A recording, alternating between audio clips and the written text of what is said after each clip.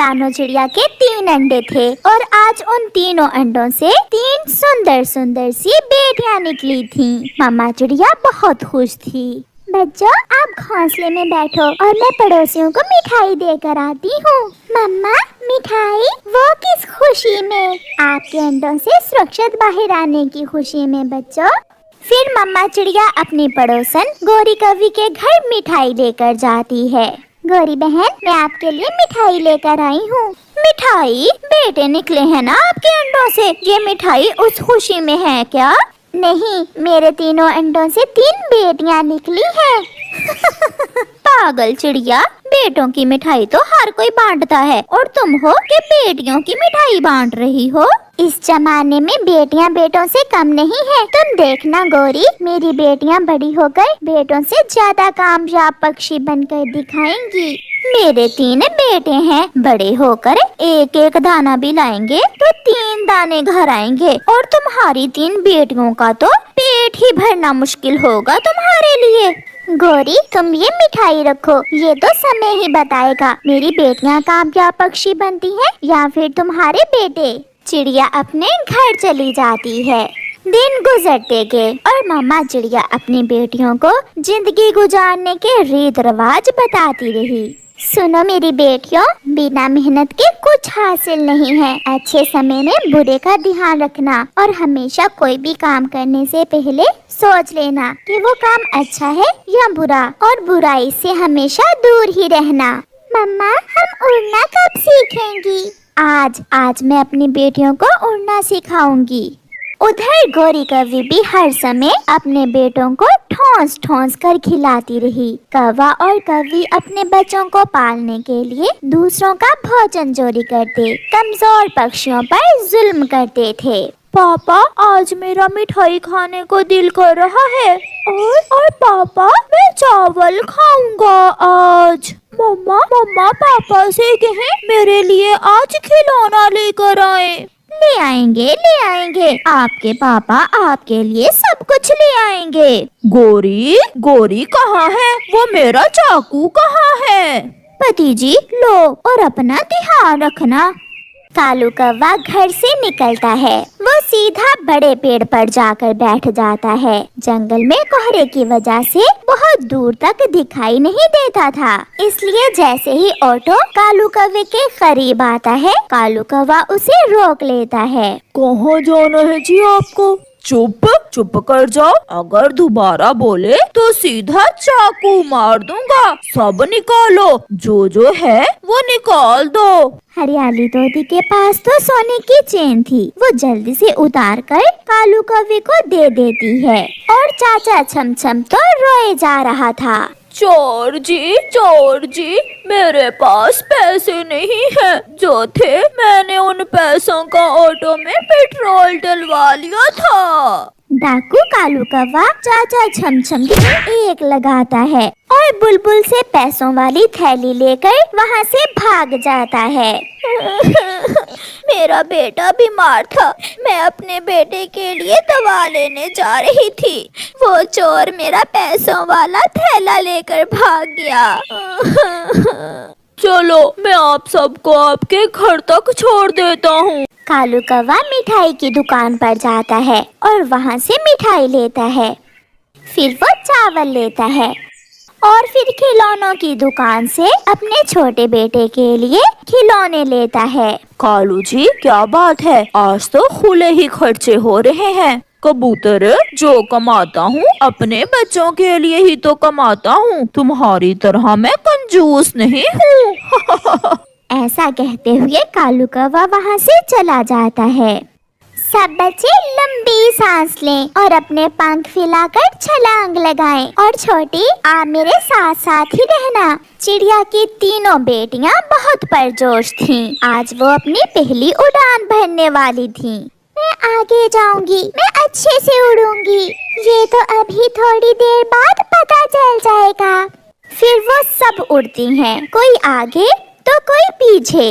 सारा परिवार एक दूसरे का हौसला बढ़ा रहा था। मम्मा चिड़िया के लिए जिंदगी की ये सबसे बड़ी खुशी थी। उसकी बेटियों ने पहली ही बार में उड़ना सीख लिया था। शाम को थकी हारी वो सब घर जाती हैं। मम्मा ने आज का दाना कल ही ढूंढ लिया था, इसलिए अब उन्हें दाने की चिंता नहीं थी। अब कल से मेरी बेटियां अपनी अपनी जिंदगी का फैसला करेंगी कि किसने कौन सा काम सीखना है। उधर कौवे भी एंजॉय कर रहे थे। गोरी गोरी चाचा छम का ऑटो था जिसे मैंने लूटा। फिर तो चाचा छम बहुत रोया होगा। वो तो बच्चों की तरह रो रहा था। पापा, जब कोई रोए तो क्या फिर उस पर रहम नहीं करते? नहीं बेटा, हमारे काम में रहम नहीं है, पत्थर दिल बनना पड़ता है। चिड़िया की एक बेटी घर बनाना सीखने का फैसला करती है और वो घर बनाने का काम सीखना शुरू करती है। और दूसरी बेटी अपनी मम्मा से कहती है, मम्मा मैं खेती बाड़ी करूँगी, मैं कपास उगाऊंगी। और तीसरी बेटी कहती है, मम्मा मैं गरम कपड़े बनाने का काम सीखूंगी। मुझे विश्वास है मेरी बेटियां अपने अपने काम पर पूरा ध्यान देंगी। समय गुजरता गया और चिड़िया की बेटियां अपना अपना काम ध्यान से करती रहीं।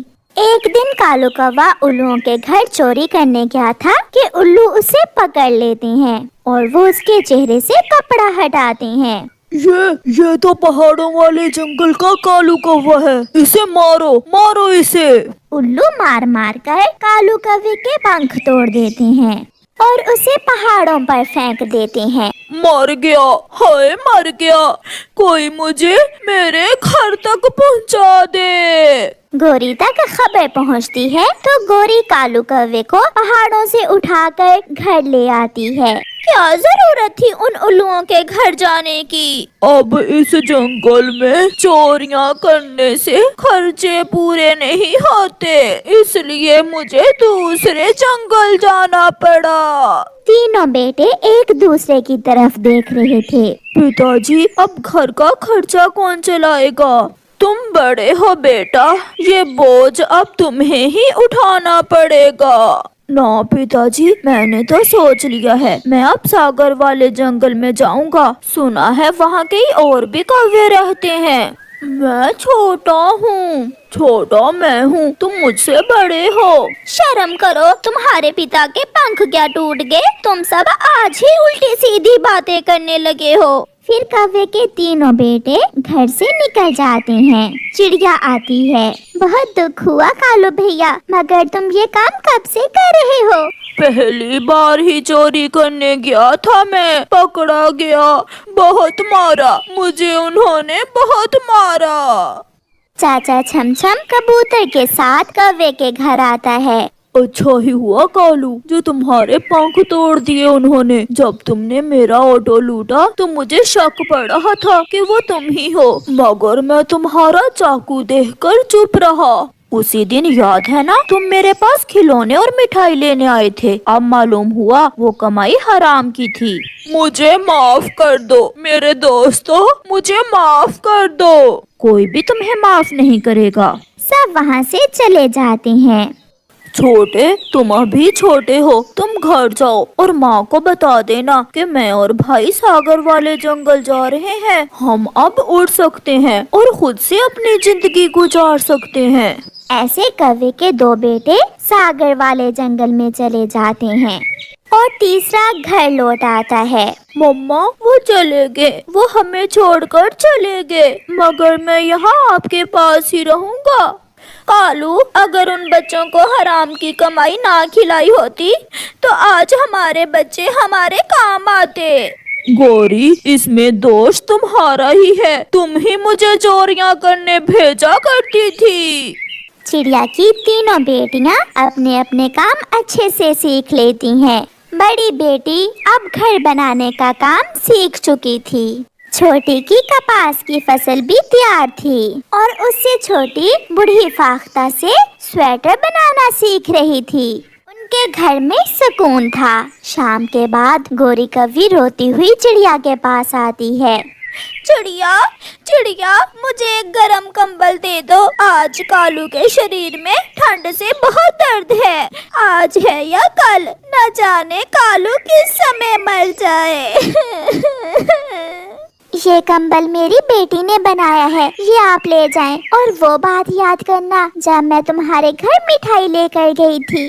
चिड़िया, वो बात तो मुझे सारी रात सोने नहीं देती। आपने सच ही कहा था। बात बेटे या बेटियों की नहीं होती, बात उनकी अच्छी प्रशिक्षण की होती है जो हम अपने बेटों की ना कर सके। प्यारे दोस्तों, इस कहानी से हमें सीख मिलती है कि बेटी हो या बेटा, उनकी तरबियत अच्छे से करें, उन्हें अच्छे और बुरे का फर्क बताएं।